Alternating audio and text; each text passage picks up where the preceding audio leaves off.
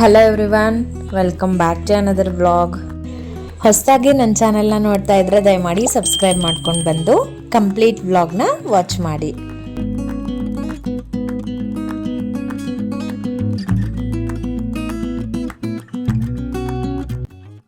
ಇವತ್ತು ಮಂಗಳವಾರ. ಸೊ ಮಂಗಳವಾರದ ವ್ಲಾಗ್ನ ನಾನು ನಿಮ್ಮ ಜೊತೆಗೆ ಶೇರ್ ಮಾಡ್ಕೊತಾ ಇದ್ದೀನಿ. ಸೊ ನಮ್ಮ ಪಕ್ಕದ ಮನೆಯಲ್ಲಿದ್ದಾರಲ್ಲ ನಮ್ಮ ನೇಬರ್, ಅವರು ಬಂದುಬಿಟ್ಟು ಸೊಪ್ಪಿನ ವ್ಯಾಪಾರ ಮಾಡ್ತಾರೆ. ಅವ್ರ ಮಗ ಸೊಪ್ಪು ಬೆಳಗ್ಗೆನೆ ಸೊಪ್ಪೆಲ್ಲ ತೊಗೊಂಡು ಬಂದು ಸೇಲ್ ಮಾಡ್ಕೊಂಡು ಬರ್ತಾರೆ. ಸೊ ಅವ್ರ ಹತ್ರನೇ ತೊಗೋತಾ ಇದ್ದೀನಿ. ಫ್ರೆಶ್ಶಾಗಿ ಕೊಡ್ತಾರೆ ಸೊಪ್ಪು ಮಾತ್ರ. ಬೆಳಿಗ್ಗೆ ಮಾರ್ಕೆಟಿಂದ ಡೈರೆಕ್ಟಾಗಿ ತಂದು ಕೊಡ್ತಾರೆ. ಸೊ ಹಾಗಾಗಿ ಇವತ್ತು ನುಗ್ಗೆ ಸೊಪ್ಪು ತಂದು ಕೊಡೋಕ್ಕೆ ಹೇಳಿದ್ದೆ. ಸೊ ತಂದು ಕೊಟ್ಟಿದ್ರು. ಡೈಲಿ ಕೆಲಸ ಎಲ್ಲ ಮುಗ್ದಾದ ನಂತರ ನಾನು ಇಷ್ಟಂಗೆ ಸ್ವಲ್ಪ ಹೊತ್ತು ಮಲಗಿಸ್ಬಿಟ್ಟು ಆಮೇಲೆ ಈ ಸೊಪ್ಪು ಸೋಸೋ ಕೆಲಸ ಇದನ್ನೆಲ್ಲ ಮಾಡಿಕೊಂಡೆ. ಅವಳು ಇರುವಾಗ ನಾನು ಈ ಥರದ ಕೆಲಸನೆಲ್ಲ ಮಾಡ್ಕೊಳಕ್ಕೆ ಹೋದರೆ ಅರ್ಧ ಸೊಪ್ಪು ಊಟಕ್ಕೆ ಸಿಗುತ್ತೆ, ಅಂದರೆ ಅಡುಗೆ ಮಾಡ್ಕೊಳಕ್ಕೆ ಸಿಗುತ್ತೆ, ಇನ್ನು ಅರ್ಧ ಸೊಪ್ಪೆಲ್ಲ ಕಸದಲ್ಲೇ ಹಾಕ್ಬಿಡ್ಬೇಕು ನಾನು. ಆ ರೀತಿ ಮಾಡಿಬಿಡ್ತಾಳೆ. ನಾನೇನು ಕೆಲಸ ಮಾಡ್ತಾ ಇರ್ತೀನೋ ಸೊ ಅದನ್ನು ಅವಳು ಮಾಡೋಕ್ಕೆ ಹೋಗ್ತಾಳೆ. ಸೊ ಹಾಗಾಗಿ ತರಕಾರಿ ಕ್ಲೀನಿಂಗ್ ಆಗಿರಬಹುದು ಅಥವಾ ಈ ಥರ ಸೊಪ್ಪುಗಳನ್ನೆಲ್ಲ ಕ್ಲೀನ್ ಮಾಡ್ಕೊಂಡು ಇಟ್ಕೊಳ್ಳೋದಾದರೆ ನಾನು ಅವಳಿಗೆ ಮಲಗಿಸ್ಬಿಟ್ಟೆ ಆಮೇಲೆ ಮಧ್ಯಾಹ್ನದ ಮೇಲೆ ಈ ಕೆಲಸನ ಮಾಡ್ಕೊತೀನಿ. ಸೊ ಇವತ್ತೂ ಕೂಡ ಹಾಗೆ ಆಯಿತು. ನುಗ್ಗೆ ಸೊಪ್ಪು ಸ್ವಲ್ಪ ಕಹಿ ಅಂತ ಕೆಲವೊಬ್ಬರು ತಿನ್ನೋದೇ ಬಿಟ್ಬಿಡ್ತಾರೆ, ಬಟ್ ಆರೋಗ್ಯಕ್ಕೆ ತುಂಬ ಒಳ್ಳೇದಿದು. ಸೊ ಹಾಗಾಗಿ ತಿಂಗಳಲ್ಲಿ 1 ಟೈಮ್ ಆದರೂ ತಿನ್ನೋದಕ್ಕೆ ಟ್ರೈ ಮಾಡಿ. ಸೊ ಇವತ್ತಿನ ಡಿನ್ನರ್ಗೆ ನಾನು ನುಗ್ಗೆ ಸೊಪ್ಪನ್ನ ಬಳಸ್ಕೊಂಡು ದಾಲ್ ಮಾಡೋಣ ಅಂತ ಹೇಳಿ ಅಂದ್ಕೊಂಡಿದ್ದೀನಿ. ಸೊ ಆ ದಾಲ್ ಆದರೆ ಚಪಾತಿಗೂ ಬರುತ್ತೆ ಮತ್ತು ರೈಸ್ಗೂ ಕೂಡ ಬರುತ್ತೆ. ಸೊ ಹಾಗಾಗಿ ಇವತ್ತು ನಾನು ನಿಮ್ಮ ಜೊತೆಗೆ ಆ ನುಗ್ಗೆ ಸೊಪ್ಪಿನ ದಾಲ್ ರೆಸಿಪಿನ ನಿಮ್ಮ ಜೊತೆಗೆ ಶೇರ್ ಮಾಡ್ಕೊತೀನಿ. ಸೊ ಬನ್ನಿ ಈವ್ನಿಂಗ್ ವ್ಲಾಗ್ನ ಶುರು ಮಾಡೋಣ. ಶುರು ಮಾಡೋಕ್ಕಿಂತ ಮುಂಚೆ ಯಾರಾದರೂ ಹೊಸದಾಗಿ ನನ್ನ ಚಾನಲ್ನ ವಿಸಿಟ್ ಮಾಡಿದ್ದೀರಾ ಅಂತ ಹೇಳಿದ್ರೆ ದಯಮಾಡಿ ಸಬ್ಸ್ಕ್ರೈಬ್ ಮಾಡ್ಕೊಳ್ಳಿ, ಹಾಗೆ ಬೆಲ್ ಬಟನ್ ಕ್ಲಿಕ್ ಮಾಡಿ. ಸೊ ಬನ್ನಿ ವ್ಲಾಗ್ನ ಶುರು ಮಾಡೋಣ.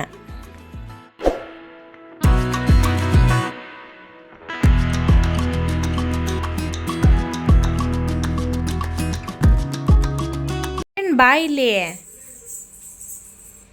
ಇದೇನಿದು? ಇದು ಏನಿದು? ಇದೇನಿದು? ನಾನು ಕೇಳಿದ್ದಕ್ಕೆ ಆನ್ಸರ್ ಮಾಡಬೇಕು. ಇದೇನಿದು?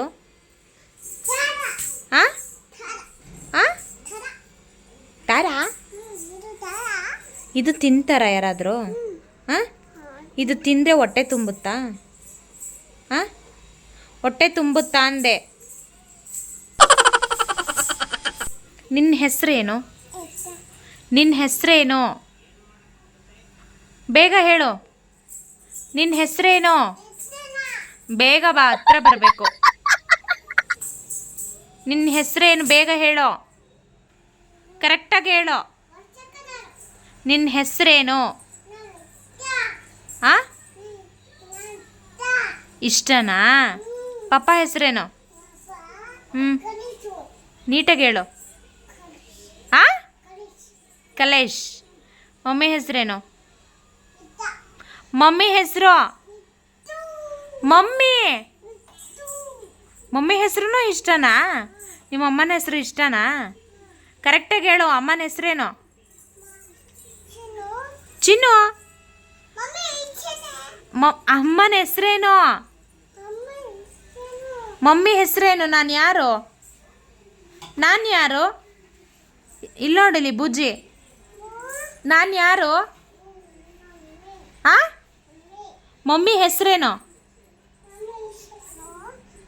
ಅಮೆಝಾನಿಂದ ಒಂದು ಪಾರ್ಸೆಲ್ ಬಂದಿತ್ತು. ಸೊ ನಾವು ಒಂದು ಬ್ಯಾಗ್ನ ಬುಕ್ ಮಾಡಿದ್ವಿ. ಸೊ ಬನ್ನಿ ಅನ್ಬಾಕ್ಸ್ ಮಾಡ್ತಾ ಇದ್ದೀವಿ, ನೋಡೋಣ ಮೆಟೀರಿಯಲ್ ಹೇಗಿದೆ ಅಂತ.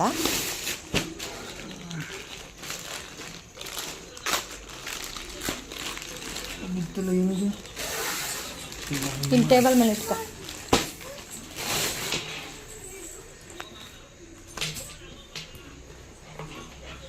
ಚಿಕ್ಕದಾಗ್ಲಿಲ್ವಾ? ಚೆನ್ನಾಯ್ತಲ್ಲ? ಕ್ವಾಲಿಟಿ ಚೆನ್ನಾಯ್ತು.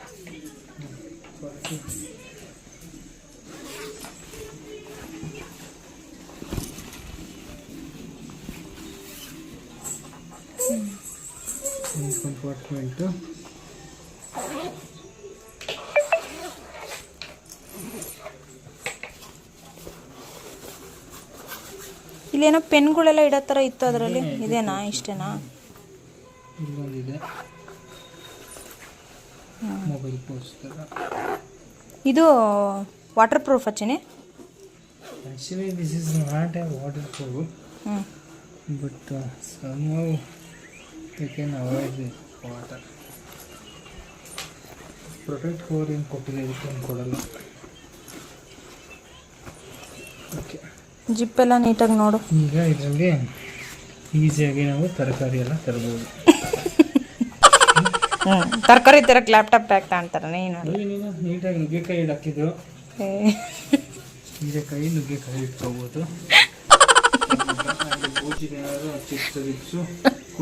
ನಾನು ಹಿಂಗೆ ಹಾಕ್ಬಿಡ್ತೀನಿ ಮತ್ತೆ ವಿಡಿಯೋನ. ಕುರ್ಕುರೆ, ಇದು ಜೆಮ್ಸ್ ಪಾಕೆಟ್. ಜೆಮ್ಸ್ ಪಾಕೆಟಾ? ಇದು ಕುರ್ಕುರೆ ಪ್ಯಾಕೆಟ್. ಲೇ ಬೀಳ್ತೀಯ, ಜಾರ್ತೀಯ, ಮಳೆ. ಇದೇನಿದು? ಸೀಲ್ಗಿಲ್ ಹೊಡೆದಿದ್ದಾನೆ. Quality check.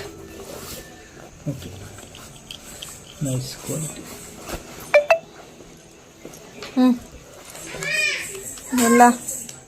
ಎಲ್ಲ ಹಾಕಿ ಸೆಟಪ್ ಮಾಡ್ಕೊಂಬಿಡ. ಎಷ್ಟಿದೆ MRP? MRP 2580. Almost 50. More than 50% ಅಲ್ಲ? ಅಲ್ಲ, 162 ಅಲ್ವಾ MRP? ಎಷ್ಟು? 1160 ನಾವೀಗ ಪೇ ಮಾಡಿದ್ದು. Almost 50% offer. 50% ಇದೆ.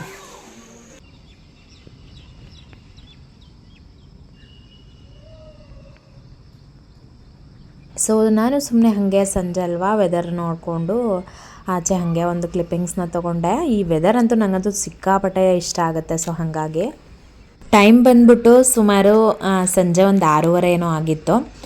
ಇವತ್ತು ನಮ್ಮ ಯಜಮಾನ್ರು ಸ್ವಲ್ಪ ಬೇಗನೆ ಬಂದರು. ಮಳೆ ಅಲ್ವಾ ಬೆಂಗಳೂರಲ್ಲಿ 3-4 ಡೇಸಿಂದ ಕಂಟಿನ್ಯೂಸ್ ಮಳೆ ಬರ್ತಾನೆ ಇದೆ. ಸೊ ಹಾಗಾಗಿ ಸ್ವಲ್ಪ ಬೇಗನೆ ಬಂದಿದ್ದರು.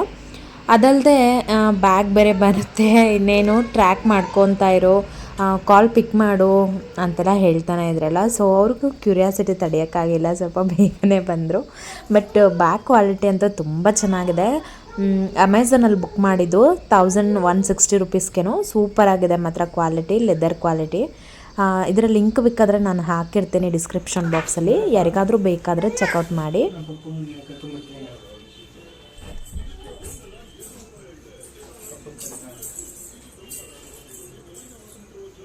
ಬರ್ತೀಯಾ ಇಲ್ಲೋ ಒಳಗೆ? ಮಳೆ ಬರ್ತೈತೆ ಆಚೆ.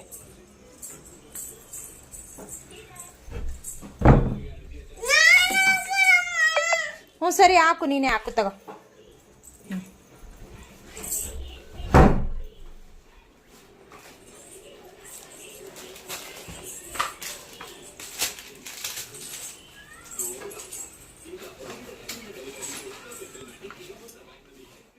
ಸೊ ಸಂಜೆ ಕಾಫಿ ಎಲ್ಲ ಕುಡ್ಕೊಂಡು ನಾವು ಸ್ವಲ್ಪ ವಿಶಾಲ್ ಮಾರ್ಟ್ಗೆ ಹೋಗೋಣ ಅಂತ ಹೇಳಿ ಹೋದ್ವಿ. ಚೆನ್ನಾಗೈತಾ ಇದು? ಏನು ಗೊತ್ತಿತ್ತು? ಮಕ್ಕಳು ಕರ್ಕೊಂಡು ಮಾರ್ಟ್ಗೆಲ್ಲ ಹೋದ್ವಿ ಅಂತೇಳಿದ್ರೆ ಇದೊಂದು ದೊಡ್ಡ ಸಮಸ್ಯೆ. ಏನೇ ಕಣ್ಮರೆ ಮಾಡಿಸ್ಕೊಂಡು ಹೇಗೆ ಬಂದ್ರೂ ಕೂಡ ಮತ್ತೆ ಹೋಗಿ ಟಾಯ್ ಸೆಕ್ಷನಲ್ಲಿ ನಿಂತ್ಕೊಂಡು ಬಿಡ್ತಾಳೆ. ನಿಮ್ಮನೇಲೂ ಮಕ್ಕಳು ಇದೇ ಥರ ಮಾಡ್ತಾರ? ನಂಗೆ ಕಮೆಂಟ್ ಸೆಕ್ಷನಲ್ಲಿ ತಿಳಿಸಿ. ಇವಳಂತೂ ಬ್ಯಾಸ್ಕೆಟ್ ಫುಲ್ಲು ಅವಳದು ಟಾಯ್ಸು, ಅವಳಿಗೆ ಏನು ಬೇಕು ಥಿಂಗ್ಸು, ಸ್ನ್ಯಾಕ್ಸು, ಬಿಸ್ಕೆಟ್ಸು ಈ ಥರದನ್ನೆಲ್ಲ ತಂದು ಬ್ಯಾಸ್ಕೆಟಲ್ಲಿ ಹಾಕ್ಕೊಂಡ್ಬಿಡ್ತಾಳೆ. ನಾವು ವಿಶಾಲ್ ಮಾರ್ಟಿಂದ ಬಂದಾದ ತಕ್ಷಣ ನಾನು ಅಡುಗೆಗೆ ರೆಡಿ ಮಾಡಿಕೊಂಡೆ. ಸೊ ಇವತ್ತು ಹೇಳಿದ್ನಲ್ಲ ನುಗ್ಗೆ ಸೊಪ್ಪಿನ ದಾಲ್ ಮಾಡ್ತೀನಿ ಅಂತ ಹೇಳಿದ್ನಲ್ಲ, ಸೊ ಅದ್ರ ಜೊತೆಗೆ ಚಪಾತಿ ಮತ್ತು ರೈಸ್ ಮಾಡ್ಕೊಂಡ್ರೆ ಆಯಿತು ಅಂತ ಹೇಳ್ಬಿಟ್ಟು ಪ್ರಿಪ್ರೇಷನ್ ಸ್ಟಾರ್ಟ್ ಮಾಡಿಕೊಂಡೆ. ಸೊ ಬನ್ನಿ, ನುಗ್ಗೆ ಸೊಪ್ಪಿನ ದಾಲ್ ಯಾವ ರೀತಿ ಇರುತ್ತೆ ಸೊ ರೆಸಿಪಿ ಶೇರ್ ಮಾಡ್ತೀನಿ, ನೋಡ್ಕೊಂಡು ಬನ್ನಿ.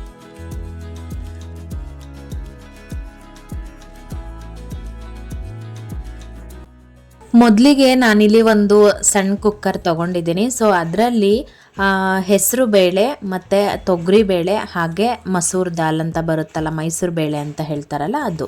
ಸೊ 3 ಬೇಳೆನ ಸಮ ಪ್ರಮಾಣದಲ್ಲಿ ತೊಗೊಂಡಿದ್ದೀನಿ. ಸೊ ಅರ್ಧ ಲೋಟ ಹಾಕ್ಕೊಂಡ್ರೂ ಸಾಕು. ಟೀ ಕುಡಿಯೋ ಲೋಟ ಬರುತ್ತಲ್ಲ, ಸೊ ಅದರಲ್ಲಿ ಅರ್ಧ ಲೋಟ ತೊಗೊಂಡಿದ್ದೀನಿ. ಈ 3 ಬೇಳೆನ ಹಾಕಿ ದಾಲ್ ಮಾಡಿಕೊಂಡ್ರೆ ಸಿಕ್ಕಾಪಟ್ಟೆ ಟೇಸ್ಟಿಯಾಗಿ ಬರುತ್ತೆ. ಒನ್ಸ್ ನೀವು ಟ್ರೈ ಮಾಡಿ ನನಗೆ ಡೆಫಿನೆಟ್ಲಿ ಕಮೆಂಟ್ ಮಾಡ್ತೀರಾ. ಸೊ ಈಗ ಈ ಬೇಳೆನೆಲ್ಲ ನೀಟಾಗಿ ಅಂದರೆ ಚೆನ್ನಾಗಿ ಕಿವುಚಿ ತೊಳ್ಕೊಂಡು ಸೋಸ್ಕೊಂಡಿದ್ದೀನಿ. ಅದಾದ ನಂತರ ನಾನಿಲ್ಲಿ ಫಿಲ್ಟರ್ ವಾಟರ್ನ ಹಾಕ್ಕೋತಾ ಇದ್ದೀನಿ ಇದಕ್ಕೆ. ಸೊ 1.5 ಲೋಟದಷ್ಟು ನೀರು ಹಾಕ್ಕೊಂಡು ಲಿಡ್ನ ಕ್ಲೋಸ್ ಮಾಡ್ಕೊಳ್ಳೋಣ. ಒಂದು 2 ವಿಷಲ್ ಹೊಡೆಸ್ಕೊಂಡ್ರೆ ಬೇಳೆ ಚೆನ್ನಾಗಿ ಬೆಂದ್ಕೊಂಡಿರುತ್ತೆ. ಸೊ ನಾವು ದಾಲ್ಗೆ ಯಾವ ಹದ ಬೇಕೋ ಆ ಹದ 2 ವಿಷಲಲ್ಲಿ ಬರುತ್ತೆ. So 2 whistle ಕೂಗಿಸ್ಕೊಳ್ಳಿ.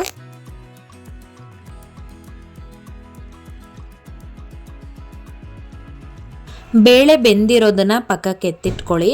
ಇವಾಗ ಒಂದು ಬಾಣಲೆಗೆ ನಾನು 2 ಸ್ಪೂನಷ್ಟು ತುಪ್ಪ ಹಾಕ್ಕೋತಾ ಇದ್ದೀನಿ.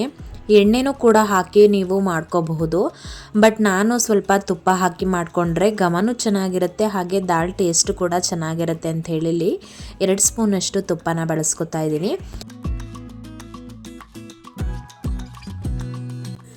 ಈಗ ಇದಕ್ಕೆ ಸಾಸಿವೆ, ಜೀರಿಗೆ ಮತ್ತು ಕರಿಬೇವು ಹಾಕಿ ಮೊದಲಿಗೆ ಒಗ್ಗರಣೆ ಕೊಟ್ಕೊಂಡ್ಬಿಡೋಣ.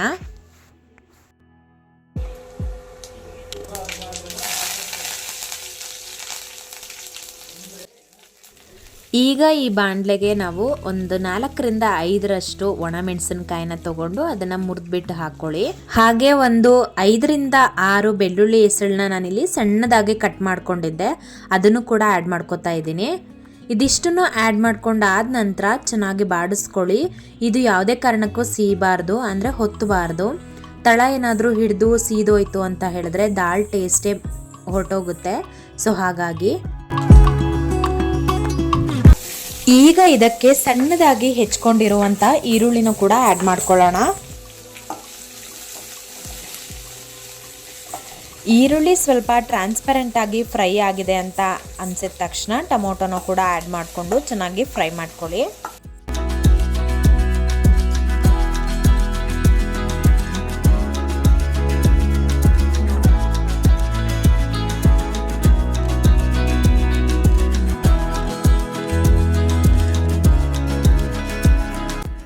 ಈಗ ಇದಕ್ಕೆ ತೊಳೆದಿಟ್ಕೊಂಡಿರುವಂಥ ನುಗ್ಗೆ ಸೊಪ್ಪನ್ನ ಆ್ಯಡ್ ಮಾಡಿಕೊಂಡು ಚೆನ್ನಾಗಿ ಫ್ರೈ ಮಾಡ್ಕೋಬೇಕು. ಇದು ಬೇಗ ಬೇಯಲ್ಲ, ಸೊ ಹಾಗಾಗಿ ಇದನ್ನು ಲಿಡ್ ಕ್ಲೋಸ್ ಮಾಡಿನೇ ಬೇಯಿಸ್ಕೊಳ್ಳಿ.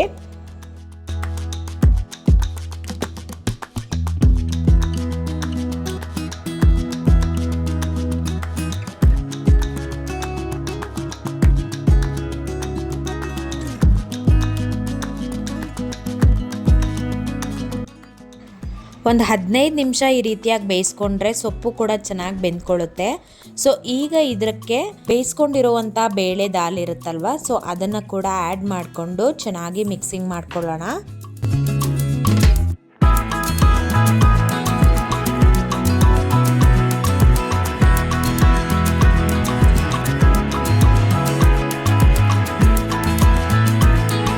ಈಗ ಇದಕ್ಕೆ 1 ಸ್ಪೂನಷ್ಟು ಅರಿಶಿಣ ಪುಡಿ, 1 ಸ್ಪೂನಷ್ಟು ಗರಂ ಮಸಾಲ, ಹಾಗೆ 1 ಸ್ಪೂನಷ್ಟು ಹುಳಿ ಸಾರಿನ ಪುಡಿ. ನೀವು ಮನೆಯಲ್ಲಿ ಯಾವುದು ಸಾಂಬಾರ್ ಪುಡಿ ಯೂಸ್ ಮಾಡ್ತೀರೋ ಅದನ್ನೇ ಯೂಸ್ ಮಾಡ್ಕೋಬಹುದು. ಇದಿಷ್ಟು ಪುಡಿಗಳನ್ನು ಹಾಕಿ ಚೆನ್ನಾಗಿ ಕಲಿಸ್ಕೊಳ್ಳಿ.